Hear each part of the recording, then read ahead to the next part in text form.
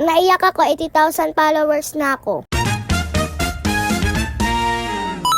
Hi guys, it's me, Casey. For today's vlog kami po ay nandito sa Greenwich. Kasama ko po si ate, si kuya, si papa, si mama. Wow, complete family ang atake. At nilambing ko po dyan si papa. Sabi ko, thank you papa, nilibre mo kami dito sa Greenwich. Next time ako naman manlilibre sa inyo. At naiyak ako kasi 80,000 na kayo. Charis! Joke lang guys, hindi ako naiyak dahil doon. Sobrang sakit ng braso ko, hindi ko alam kung bakit. At tignan nyo naman tong kapatid ko, nagawa pa akong pagtawanan.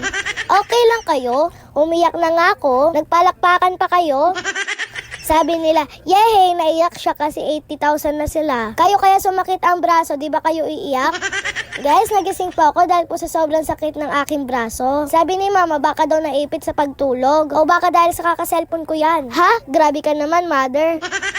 At tingnan nyo yung kuya ko, sobrang antok, natulog na dito. Sige, tulog ka lang dyan, sambunutan kita. Kala mo hindi kita kanina nakita tumatawa? Umiiyak na nga kapatid nyo, tumatawa pa kayo? Hindi ko kayo pakainin na itong pizza na to. Grabe guys, ang sarap ng pizza. Pizza barkada daw yan, sabi ni mother. Sabi ko, dapat pizza family, kasi family tayo. At eto na, medyo okay na ang aking braso. Nakakangiti na ako dyan eh. At kaya po pala kami nandito kasi nagsa-celebrate kami. Kasi 80,000k followers na tayo, yehey. Grabe guys, super dami na natin. Naging 10,000, 20, 30, 40, 50, 60, 70, 80. 80,000 na tayo, pumalakpak kayo.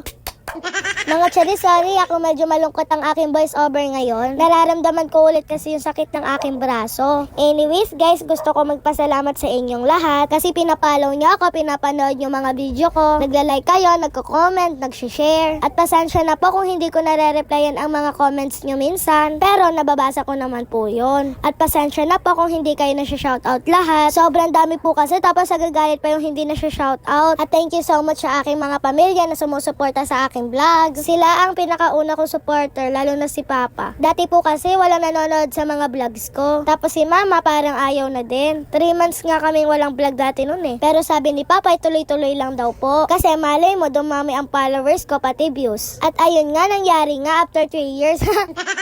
Grabe guys, 3 years, ang tagal diba? Ang tagal bago niya ako pansinin. Pero okay lang po yun kasi naging libangan na din namin. Tapos parang nagiging memories na lang namin yun. Na makikita ko kung ano ang mga vlog ko dati, kung saan kami namamasyal dati, anong ginagawa namin dati. Kaya ayun, nagtuloy-tuloy na lang kami sa pagbablog. At sabi nga ni Mama, bahala na kung walang manonood. Pero kahit papano, ngayon, sobrang dami nang nanonood. Kahit a day in my life lang naman yung vlog ko. At sana umabot tayo ng 100,000 bago mag-birthday. Sana. Pero sana mag 1 million din tayo, syempre. Pero malayo pa yun, 100,000 na lang muna. So ayun lang guys, salamat sa panonood. Bye!